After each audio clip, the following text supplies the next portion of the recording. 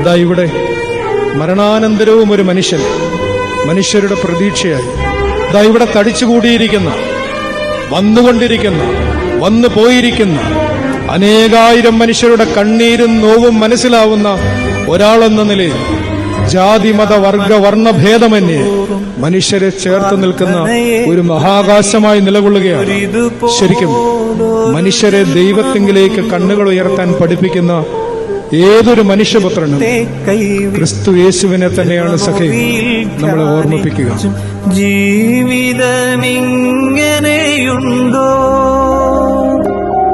കണ്ണീരിൽ മുങ്ങുമ്പോൾ കഥനത്തിൽ താഴുമ്പോൾ സഖിയായി ഞാനാരെ തിരയും.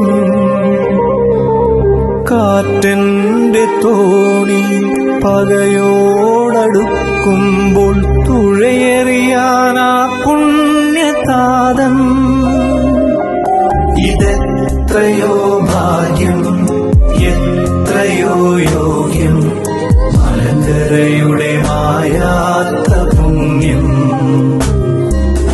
കഥയല്ലിതു പതികന്റെ വ്യഥമാറിയ ചരിതം.